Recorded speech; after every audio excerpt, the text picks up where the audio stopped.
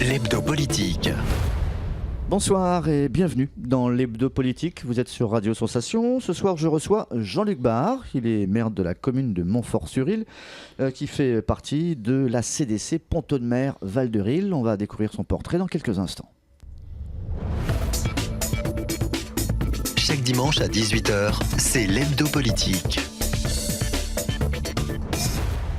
Jean-Luc Barre, bonsoir. Bonsoir. Vous avez 74 ans, retraité de la fonction publique. Vous avez sévi assez longtemps dans le monde de la trésorerie générale, notamment en passant par Grenoble, Barentin, Conches, Chifteau et Montfort. Et vous avez eu une honorable carrière dans le football amateur. On aura l'occasion, bien sûr, d'y revenir dans quelques instants. L'hebdo politique sur Sensation Normandie.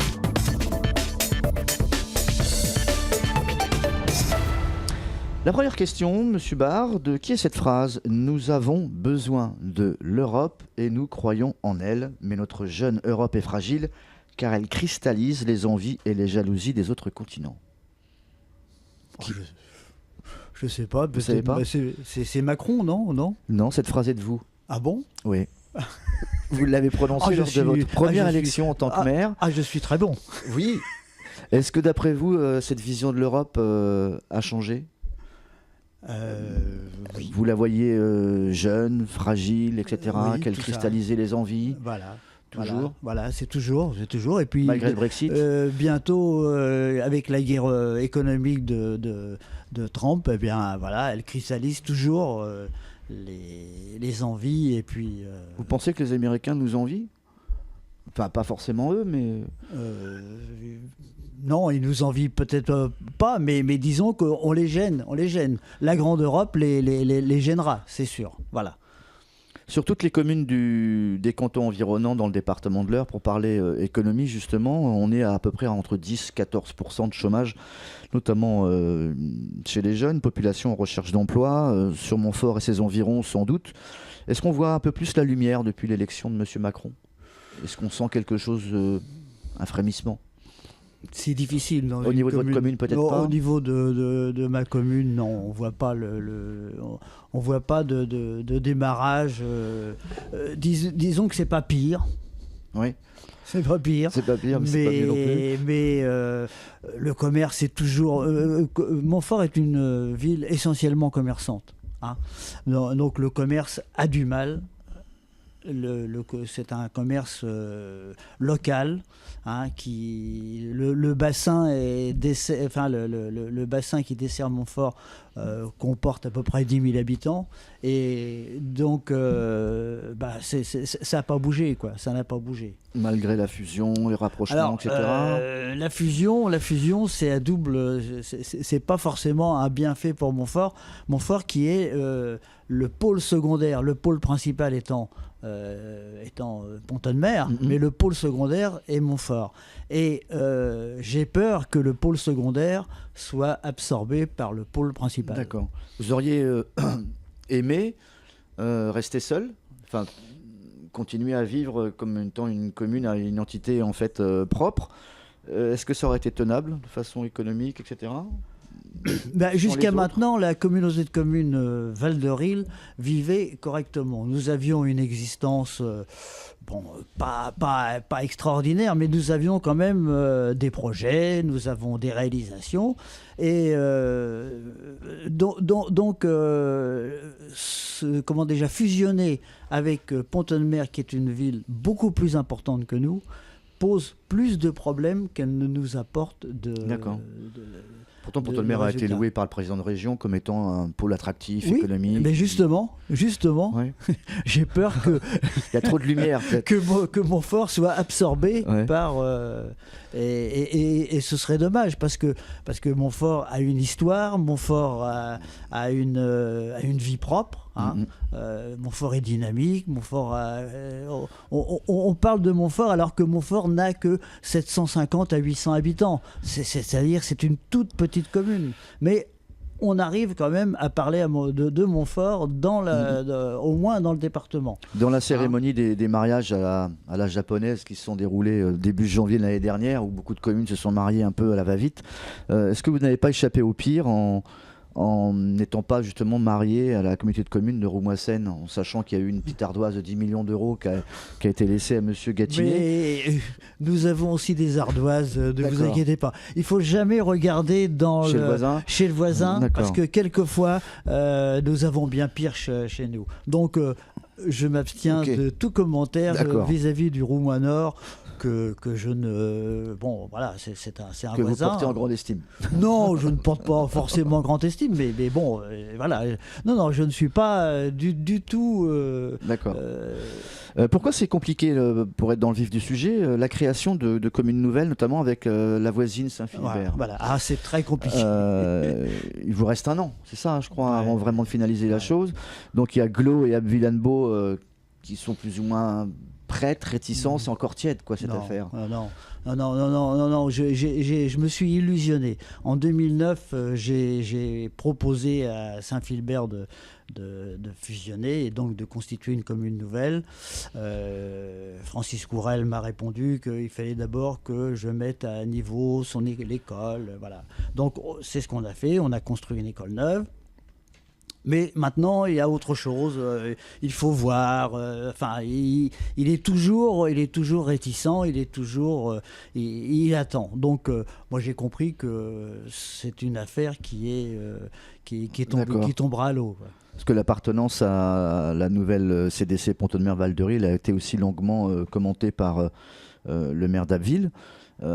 Qui est-ce qui freine chez lui? C'est toujours un petit oui, mais il y a toujours un grand mais. Chez Michel Denez, c'est aussi la même conception que vous aviez vous au départ, même si vous avez passé le pas. Il y a des gens qui restent sceptiques. On a l'impression que ce sont des maires à l'ancienne, qui veulent garder leur petite richesse pour eux, ne pas s'ouvrir sur le grand monde. Enfin, oui, je ne connais pas Michel Denez, mais... Oui, c'est un peu ça, mais d'un autre côté, il faut se mettre aussi à la place de ces communes qui voient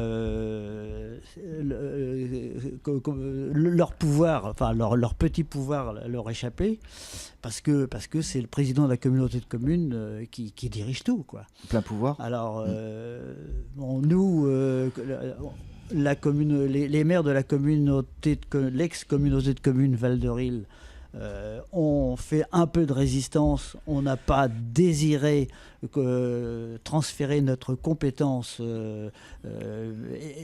école à la communauté de communes, mais ça ne durera pas. Un jour ou l'autre, la compétence ira à la communauté de communes. Donc il ne restera rien.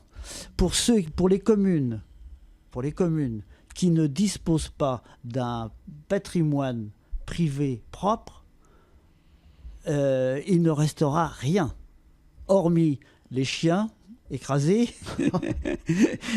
et les disputes entre voisins. Ça veut dire qu'il faut au moins une structure scolaire, il faut quelques habitations, etc. Il faut avoir quelque chose à proposer dans la corbeille de la mariée.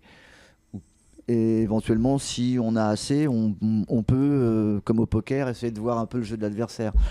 Mais là, est-ce que c'est pas juste une appartenance politique différente qui a fait que le mariage n'a pas eu lieu, enfin que l'entente n'a pas lieu entre Abbeville, Saint-Philibert et vous? Non, la politique a été mise de côté là. Non, la politique, enfin en ce qui me concerne, c'est pas le sentiment que vous avez.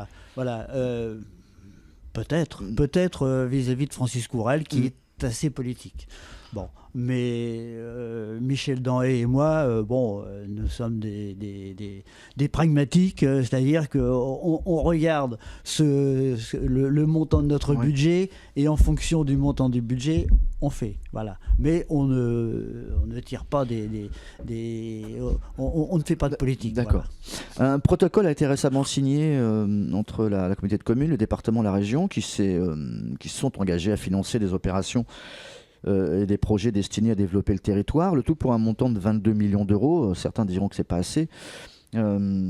Parmi les projets, il y a celui de l'aménagement des cœurs de bourg, le développement économique par le biais des zones d'activité, l'aide et le soutien apporté aux services, au commerce et au tourisme. On a l'impression que Pont-de-Mer s'est plutôt bien servi dans ses subventions, avec le dossier de la gare routière. On parle aussi d'un multiplex de cinéma, d'autres choses, alors que pour vous, d'après ce que j'ai regardé, on mise plutôt tout sur son école de musique. en sachant que vous avez 2 ans pour activer ce dossier. Vous n'avez pas été très gourmand là-dessus ? Non, effectivement. D'ailleurs, vous parlez du contrat de ruralité, c'est ça ? Oui, alors le président Morin m'a téléphoné, mais bon, donc j'ai sorti un dossier. Ça aurait pu être autre chose que l'école de musique ? Bien sûr, nous avons plein de choses. Oui. Alors il y a le contrat dit de ruralité, oui, et puis le contrat de territoire. Bon, c'est vrai que c'est toujours la même chose. Le pôle secondaire reste secodaire. Oui. Voilà. Oui, vous n'avez pas de projet de multiplex cinéma chez vous, vous n'avez pas de piscine intercommunale, etc. Et l'école de musique, par contre, elle vous tient à cœur, j'ai l'impression, et on en reparlera tout à l'heure. C'est la fierté, peut-être pas l'unique fierté de la commune, mais c'est quelque chose en tout cas qui marche plutôt bien, j'ai l'impression. Et ça marche très très bien. Et qui réunit des gens qui viennent de l'extérieur ? De toutes les communes de l'ancien canton de Montfort-sur-Île, plus des gens qui viennent de Pont-de-Mer, enfin parce que l'école de musique de Pont-de-Mer, voilà. Donc. Bien. Non, ça fonctionne plutôt bien. On a à peu près 160 élèves. Voilà. C'est énorme. C'est énorme. C'est dû à quoi ? Une politique bien menée. C'est dû d'abord, c'est toujours dû au directeur. C'est une association, non ? Oui, c'est une association. Et on a un directeur qui, en l'occurrence, une directrice qui est extrêmement compétente et extrêmement dynamique. Et voilà. Atteindre la barre des 1000 habitants d'ici 2020 et fusionner avec Saint-Philibert, donc c'était les 2 grands souhaits que vous aviez émis en début d'année. Qu'est-ce qui, maintenant, pour doute que la réponse est dans la question, qu'est-ce qui vous paraît le plus réalisable pour le Montfort de 2020 ? C'est les 1000 habitants ? Non, les 1000 habitants... Vous combien, vous m'aviez dit le chiffre tout à l'heure ? Entre 750 et 800, quoi. Voilà. Ah oui, 1000, ça fait 200, ça fait beaucoup. Non, c'est pas possible. Alors, donc, pour revenir à votre question, donc, les 1000 habitants en 2020, c'est un peu... c'est pas possible à atteindre parce que nous avons perdu des habitants du fait que les poids lourds traversent Montfort et causent beaucoup de nuisances, pollution, voilà. Et les gens désertent le centre de Montfort. Bon. Donc il y a des tas d'appartements à louer, notamment au-dessus des commerces. Donc voilà. Donc alors pour lutter contre ça, en 2018 et 2019, on a un lotissement de prévu, une vingtaine d'habitations pour le nouveau lotissement de l'école, c'est ça ? Voilà, le lotissement de l'école. Donc ça, c'est une chose. Quant à la fusion avec Saint-Philbert-sur-Île, je n'y crois plus. D'accord. Ok, peut-être que j'allais dire le maire qui vous succédera. Parce que mais je pense que le maire qui me succédera, il n'y aura pas de problème, mais à mon avis, il faut attendre la succession de Francis Coural. D'accord, très bien. On passe maintenant à la deuxième partie de cette émission. L'hebdo politique. La suite de cet hebdo politique où je reçois Jean-Luc Barre, maire de Montfort-sur-Île. On continue notre cheminement dans cette découverte d'un élu fort intéressant, puisque vous nous parliez également de votre façon de faire de la politique, on va dire de façon plutôt humaniste. Les 1000 habitants, justement, on en parlait tout à l'heure, c'est pas réalisable. Est-ce que c'est une jauge nécessaire pour une petite commune malgré tout, économiquement parlant ? Alors, est-ce que c'est un chiffre pourquoi absolument effectivement, pourquoi 1000 habitants, c'est pas sorti comme ça du chapeau. Il y a des sous au bout. Non, enfin, effectivement, les dotations sont meilleures au-dessus de 1000 habitants, bon, d'accord. Mais d'un autre côté, il nous faut des chalands. Nous sommes une commune qui est essentiellement commercial, donc automatiquement il nous faut des chalands, donc il nous faut de la population. Voilà, c'est tout. Vous avez une grande surface qui fonctionne bien, vous avez l'usine Purina qui est... Non mais c'est pas chez nous ça. Oui, de notoriété internationale, mais c'est toujours pas chez vous. Qu'est-ce qui manque alors en fait ? Est-ce qu'il faudrait que les industries, que les sociétés, etc., que les start-up viennent à Montfort ? Non, mais il manque très peu de choses à Montfort. Simplement un peu plus de population pour faire vivre les commerçants. Et puis c'est tout, quoi. Un nouveau collège ? ou un lycée? Non, nous avons un collège qui marche très bien. Alors là, je vais tresser des lauriers auprès de la directrice. On a une directrice qui est excellente. Vous savez qu'en 2017, le collège était le numéro 1 de l'académie. Le numéro 1 de l'académie Rouen, hein, et il a eu le plus de mentions très bien. Voilà. Donc, non, on a un très bon collège, on a un petit collège. Ça va mieux depuis que vous avez trouvé un prof d'espagnol, je crois. Oui, enfin, bref. oui, mais bon, sans polémiquer, mais voilà, on a un très petit collège, 400, il est à 430, donc c'est très bien. Il pourrait être agrandi? Non. Moi, je ne le souhaite pas. Je ne le souhaite pas parce que j'ai pas envie de faire une usine. Si on agrandit les collèges, automatiquement, les problèmes arrivent. Donc, on a un collège à la mesure de nos ambitions. Taille humaine et on va dire quasiment familiale. Voilà, exactement. Tout à fait. Exactement. Il y a une très bonne ambiance dans ce collège. Tous les ans, il y a le cross qui invite, la directrice invite les élus. Ça se passe très bien. Un cross qui est régulièrement remporté par des élèves de chez vous, au grand désespoir de Saint-Georges et des autres communes environnantes.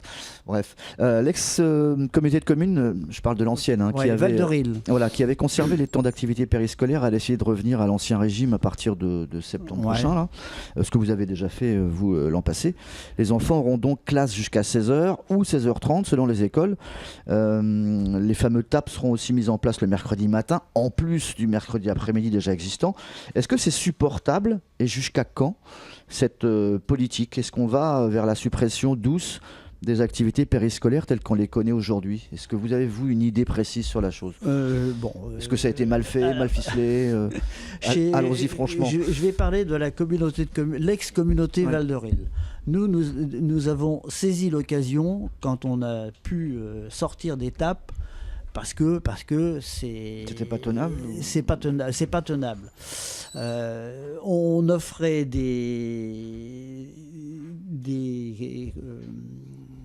activités qui étaient pas encadrées, si, bien encadrées, mais c'est pas suffisant. En 3 quarts d'heure, vous ne pouvez rien faire. Les encadrants font l'appel.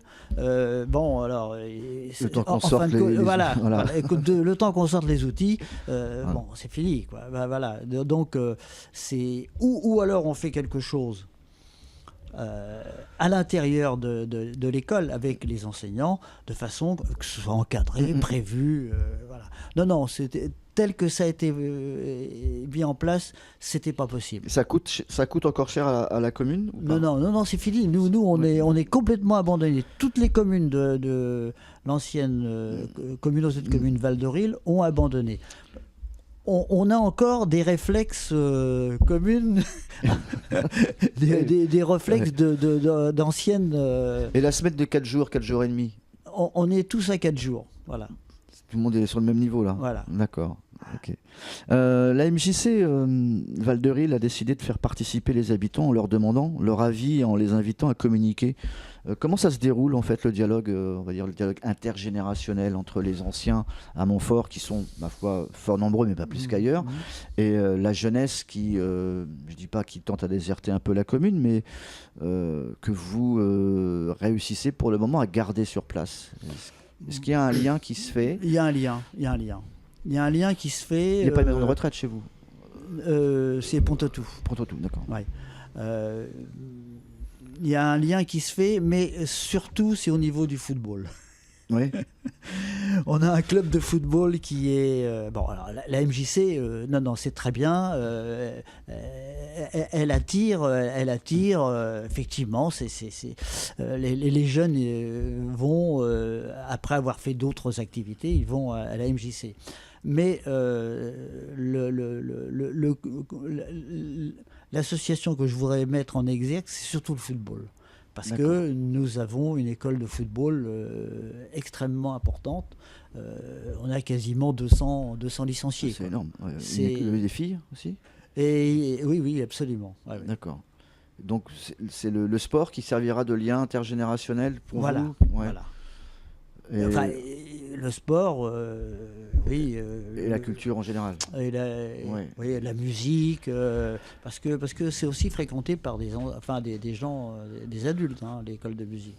Une petite question que je pose là, comme ça, parce que ça va m'éviter de vous la poser en fin de parcours. Le parc naturel régional des Boucles de la Seine Normandie joue-t-il son rôle vraiment fédérateur pour une commune comme la vôtre au niveau touristique, ou est-ce que la Seine est encore trop loin de Montfort Il n'y a aucune. Vous faites partie du parc, je crois. Non, non, pas du tout. Vous êtes frontalier ? Non, on ne fait pas partie du parc. C'est la commune. Non, on ne fait pas partie du parc. Voilà. Non, c'est trop compliqué. Je ne vais pas vous expliquer. C'est beaucoup trop compliqué. Okay. On n'est pas dans le parc naturel. D'accord. On va revenir sur l'école de musique qui vous tient à cœur. 197 adhérents, c'est le dernier chiffre, hein, je crois, à l'école de musique de Val-de-Ril, dirigée par... Vous avez combien ? 197. Ouais, c'est ça. Oui. C'est ça. Dirigée par Mélanie Borel, toujours, qui affiche donc une bonne santé avec notamment des effectifs en hausse. C'était un peu à l'étroit dans les locaux partagés avec la MJC. Donc vous avez déménagé, vous prévoyez de déménager ? On prévoit de déménager dans l'ancienne trésorerie. Voilà.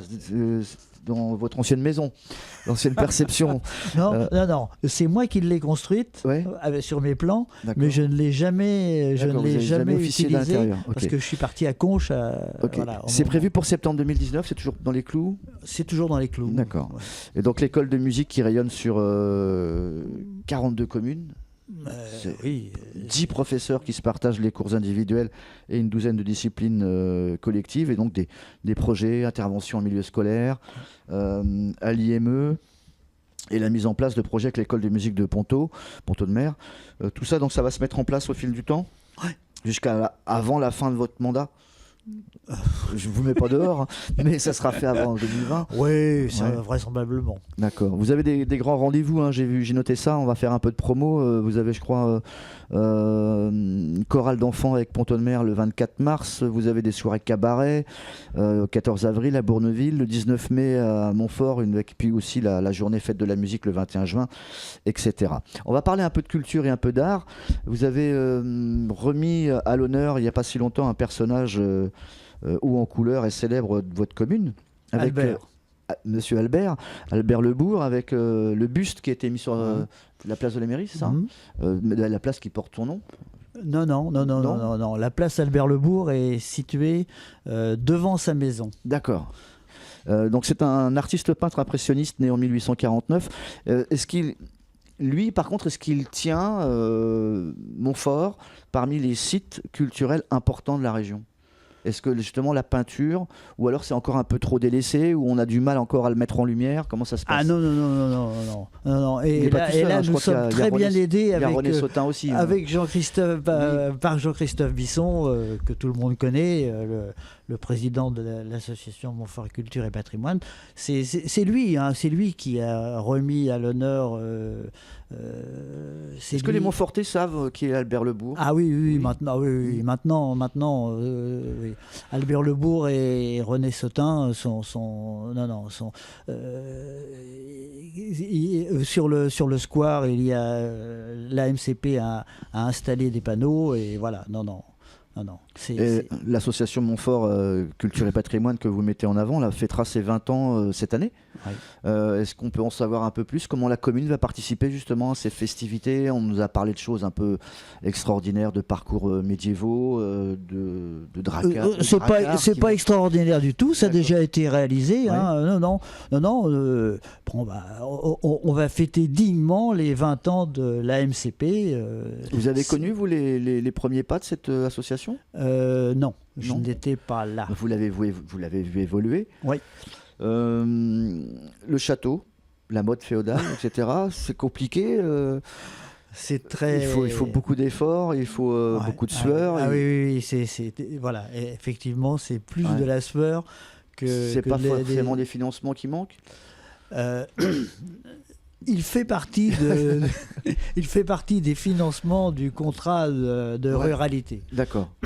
Mais il dépend, je crois, de la DRAC, la direction, etc., culturelle, qui des fois met des bâtons dans les roues. C'est encore un dossier extrêmement compliqué. Pourquoi c'est compliqué, justement Parce que on ne peut pas toucher à une pierre sans demander l'autorisation. Il faut envoyer un courrier recommandé à chaque fois qu'on déplace un caillou, on va jamais y arriver. Voilà, ouais. c'est tout. Et puis, alors, il faut faire toujours des études, présenter des dossiers. Si vous voulez bouger une pierre, il faut étudier l'existant, dire ce qu'on va faire, et puis tracer le... Non, c'est vraiment compliqué. Une question que j'aurais pu vous poser en début d'émission. Vous n'êtes pas mis en marche, vous ? C'est trop tard, ou alors vous estimez que c'est pas... Non, mais moi c'est pas votre politique ? Pourquoi faire ? Quelle est la politique d'En Marche ? Est-ce qu'elle a une ligne politique, hein? Voilà. Bon, non, mais non, c'est pas mon... J'ai rien contre, hein. J'ai de très bonnes relations avec notre députée. Qui est charmante, adorable, voilà. Mais bon... Est-ce que 2020, ça sera votre au revoir ou pas ? Ah, ce sera mon au revoir. Je ferai autre chose. Vous ferez autre chose ? Vous retournerez dans la trésorerie générale ou pas ? Non, je vous avez plein de choses qui vous attendent avec les enfants. J'ai plein de choses à faire. D'accord. On est arrivé au bout de cet entretien. Merci Jean-Luc Barre d'avoir accepté notre invitation. Vous allez pouvoir retrouver cet hebdo politique en podcast son et vidéo sur notre site www.radiosensation.fr. Bonsoir. Bonsoir. Chaque dimanche à 18h, c'est l'hebdo politique.